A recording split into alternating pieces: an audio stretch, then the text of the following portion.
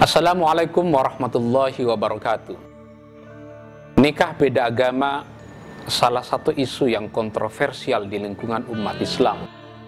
Bahkan sebenarnya nikah beda agama bukan hanya kontroversial di dalam Islam, tapi juga di lingkungan agama-agama luar Islam. Di lingkungan Islam sendiri ada banyak pandangan para ulama yang dikemukakan tentang hukum nikah beda agama.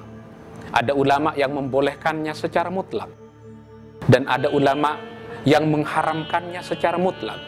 Tapi ada ulama ketiga yang mencoba berpikir lebih proporsional, bahwa kalau laki-lakinya muslim, perempuannya non-muslim itu diperbolehkan, tapi tidak sebaliknya kalau laki-lakinya non-muslim dan perempuannya muslimah tidak diperbolehkan.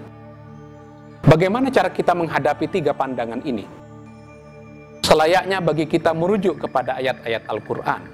Kalau kita berbicara tentang pernikahan beda agama di dalam Al-Quranul Karim, maka sekurang-kurangnya ada tiga ayat yang bisa kita rujuk.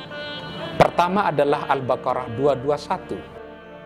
Ayat ini memberikan larangan cukup tegas kepada orang Islam untuk menikah kepada orang-orang musyrik, baik laki-lakinya musyrik ataupun perempuannya musyrik.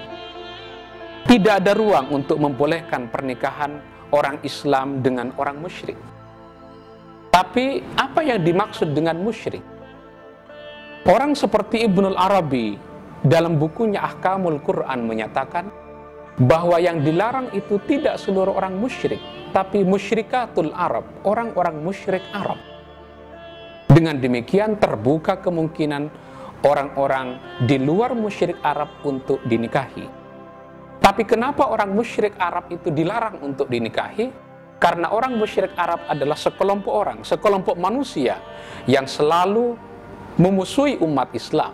Sekiranya orang non-muslim memusuhi orang Islam, maka tidak ada jalan lain untuk tidak mengharamkannya.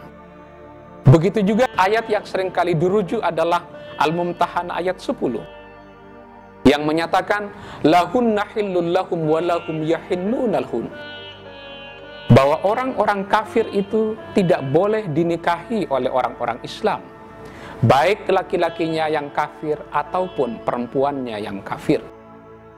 Tapi harap diingat bahwa Al-Baqarah 221, Al-Mumtahanah ayat 10 harus dilihat juga dalam ayat berikutnya, yaitu Al-Maidah ayat 5. Al-Maidah ayat 5 menyatakan wal muhsanatu minal ladzina utul kitaba min qablikum itu hillul lakum, bahwa perempuan-perempuan ahli kitab yang disebut dengan perempuan ahli kitab pada saat itu tidak ada lain kecuali adalah perempuan Yahudi dan perempuan Nasrani. Ulama menyatakan bahwa Al-Maidah ayat 5 ini adalah ayat yang terakhir turun yang terkait dengan pernikahan orang Islam dengan orang di luar Islam. Karena ini ayat yang terakhir turun, maka menurut ulama ini, maka Al-Maidah ayat 5 potensial membatalkan hukum haramnya menikahi orang musyrik dan haramnya menikahi orang kafir.